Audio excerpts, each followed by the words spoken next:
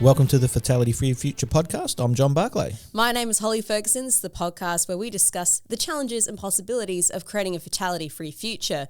Today, we want to touch on a model that most people will be familiar with, the hierarchy of controls, and we're going to put that, as usual, in the context of critical controls and looking at it through a SIF lens. John, most of our audience will be very familiar with the hierarchy of controls, but I think it is worth just a quick explanation and running through the model. Anyone working in the safety space would be familiar with the hierarchy of controls. There are a few different versions around where some use substitution isolation, where some combine the two.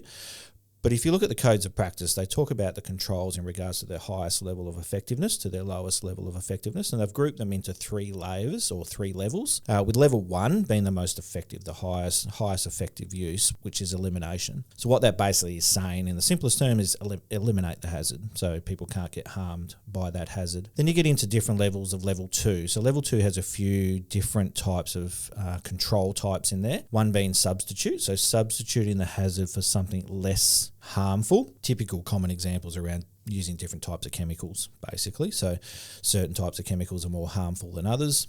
Certain types of pieces of equipment we're going to use has the potential to be harmful more than others. Then you've got isolate, so separating, putting something between people and the actual hazard itself. Then you get into the typical engineering controls where you're actually doing something to try and manage and contain the hazard itself, so it doesn't get as exposed to people. Then you get into the lower level of effectiveness around controls, being administrative and PPE. So they're the level 3. So administrative are generally work practices and systems and processes we use to try and manage the way we do work. And PPE, which is personal protective equipment, is as it sounds. It's equipment we wear that helps protect us. And amongst these levels, not all of these are critical controls. That's quite obvious. Yeah, so when we start to now talk about that in the context of critical controls, when we're looking at putting things in place, critical controls, as we've talked about in our other ones, have a very specific, unique characteristic that on their own have a significant impact on reducing fatality potential.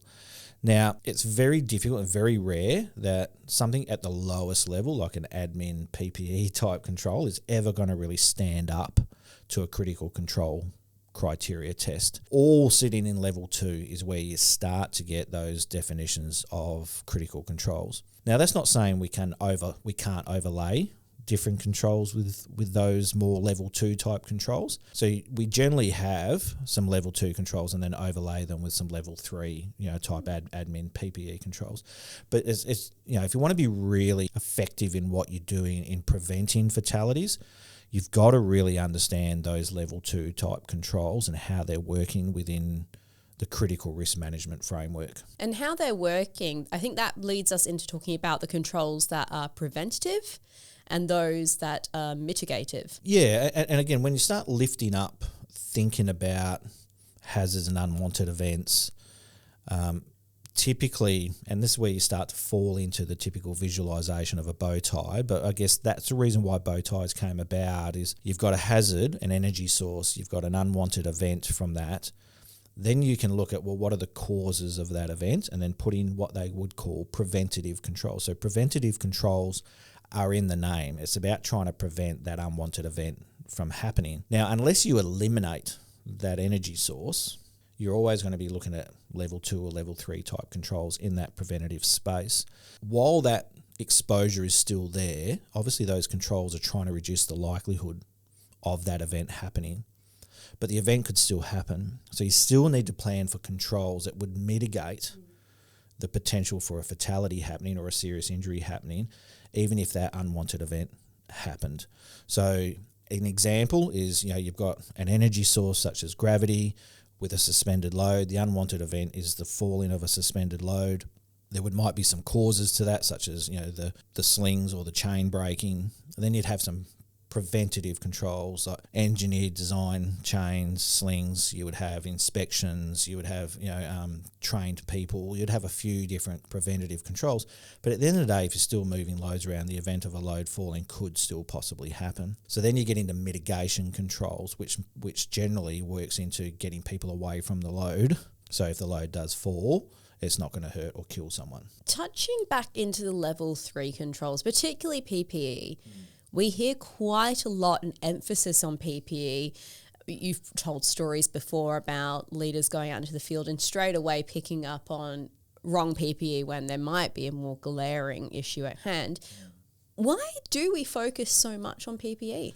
I think there's lots of different reasons why we focus on PPE. The first thing is it's very visual, right? And we're visual people. We see things and we want to respond to it. So PPE is a much more obvious thing to see in the workplace. I think it's a much easier thing to go after in regards to making sure people have glasses and gloves and helmets and all these sorts of things, right? So it is an easier thing to go to. I'll put a bit of skepticism in there. I think it projects or gets rid of that self-accountability of the leader and puts it onto the individual because, hey, you've got PPE, you should be wearing it, and now it's your accountability. It's the lowest level of control. And the reason why it's the lowest level of control is PPE is not a preventative control. It's always a mitigative control. I think we overestimate the effectiveness of what PPE is actually doing. We always try and contextualize what we're talking about within how can a leader go about and have deeper conversations, have better conversations. And in terms of talking about controls, what is the best way for a leader to integrate that into their daily routines? Yeah, look, I think at the fundamental starting point is you need to know what the control's there for.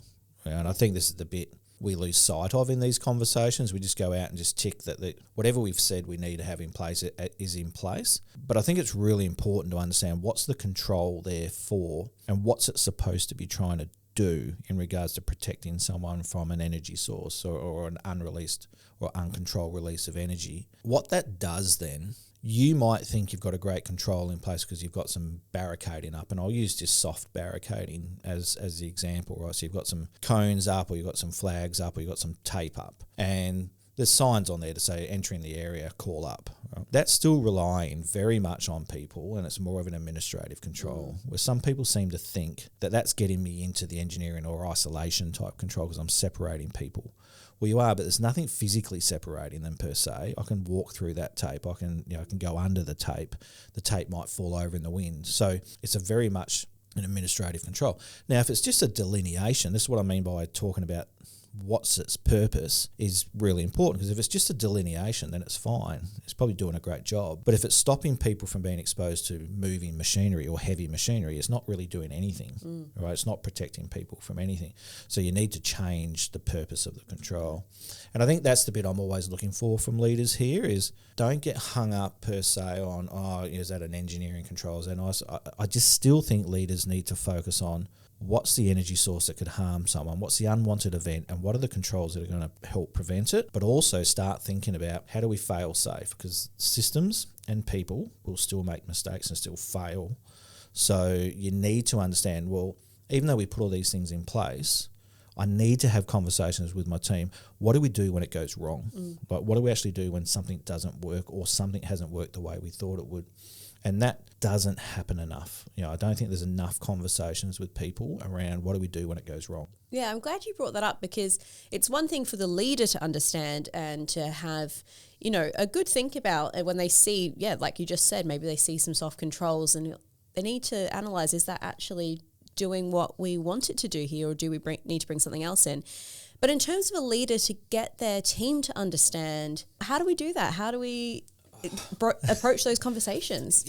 Look, I still think it comes back to a lot of the similar topics that keep coming up in our episodes, which is we need to be curious about things and get more conversations. So asking better questions to really understand what's possible. I don't think we ask and challenge ourselves enough when we go out in the field and talk to our teams around how do we eliminate our exposure to that. Because sometimes we just accept it because I've got some signage up, or I've got some tape up, or I've got some PPE on, or we've done a permit. We tend to get very comfortable that we've done these very low level 3 type controls, maybe even 1 or 2 level 2 controls, but have we really had a conversation around an elimination? And an example of that recently out in the field, they had a group of people basically erecting a shed, crude term for a really big building, but it was a very large shed, and where they were working was right next to the main access road, where you had lots of light vehicles, trucks and everything coming through. And they were building the shed for about a 2-week period. So what they'd done is basically put up a sign at the entry where the vehicles would be coming in to call up to warn people in the area that vehicle was coming through. On paper, that might seem, okay, that's great communication, that's letting people know and making them aware, but that's really only administrative control. And it's assuming that everyone's listening to their radio, it's assuming everyone's paying attention to what's being called upon. If you think about the day, vehicles are coming through that area all the time, so the radio is pretty busy. So people switch off from it. When we started to have a conversation, if we actually wanted to eliminate that risk of people being impacted by vehicles, what would that take? They worked around a traffic management plan and stopped all vehicles for the next 2 weeks going through that area of the workplace and just redirected them to another area.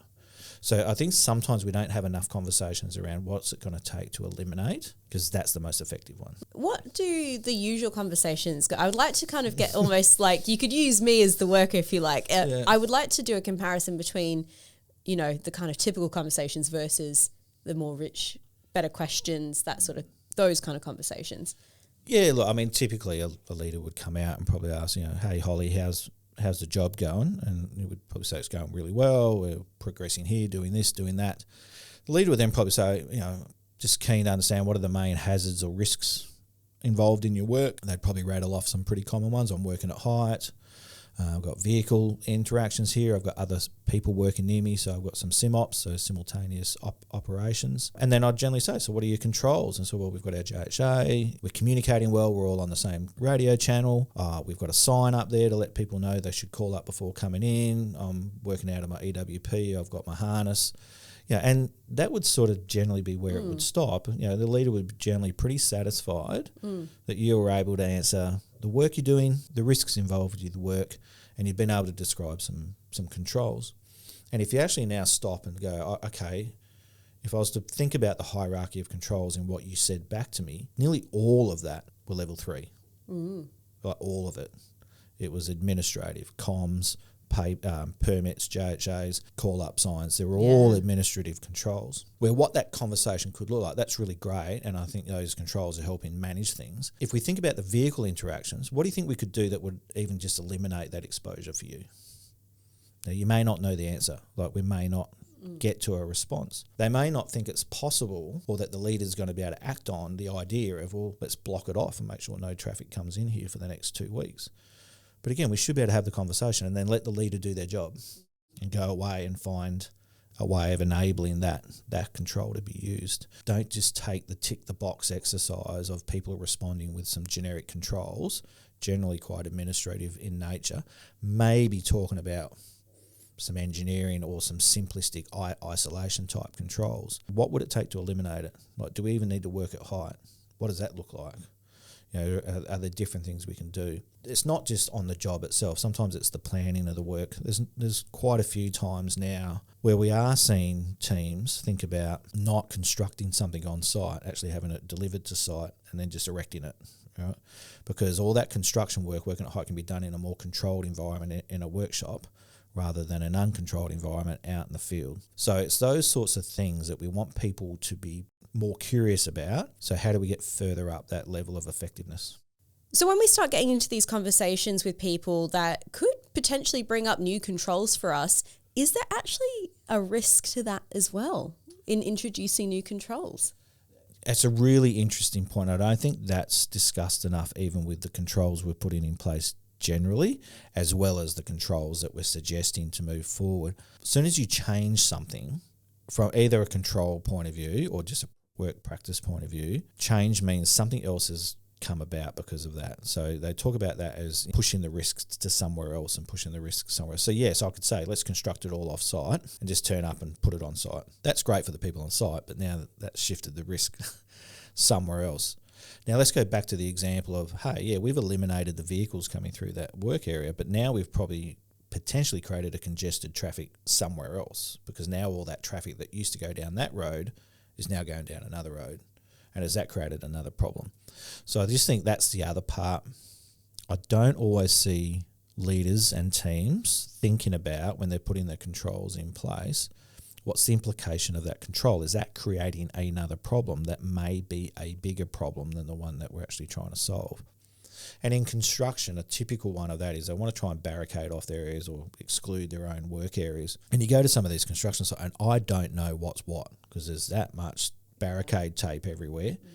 It just doesn't make sense. And actually now when you start talking to people, it's just created confusion around where you can go, where you can't go. I need to get over there, but someone's put barricading up and hasn't thought about access for other people. So now people are going under barricading when we know we shouldn't be doing that. So sometimes we do things with great intention. Like we think we need barricading, or we need a sign, or we need to wear this, even PPE, for example. I mean, I've seen the amount of times we say, well, let's put this PPE on, and I'll go back to one of my very first experiences of this. They wanted people to wear gloves at all times because we'd been having hand injuries, so gloves at all times. And yes, the hand injuries sort of reduced a little bit, but not really much. They reduced a little bit. But it was a few months later where one of our apprentices was doing some emery clothing on a lathe on some piece of equipment that they were about to install, and got pulled in because the thumb part of the glove that was loose got caught under the emery cloth and the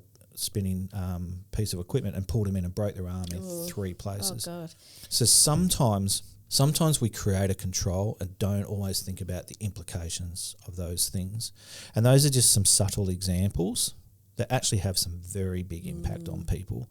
And I guess that's the challenge here. And I keep saying to people, it's not a set and forget process here. Like, you have to constantly keep being curious about it, questioning it, understanding it, and don't just set and forget. There's a JHA, there's our 5 steps, these are our 6 hazards, these are our 14 controls. Set and forget and expect them all to work all the time, but they're all level 3. People make mistakes, therefore then you've got no fallback on that because you're all at level 3 anyway, which is the lowest level of effectiveness. But we haven't always thought about the implications of those controls as well. That keeps coming up, that level of curiosity we need to have constantly. But I'm also feeling like it's never really being comfortable either, not settling into things and going, well, we do this all the time. This risk is, we're aware of it. We've got these controls.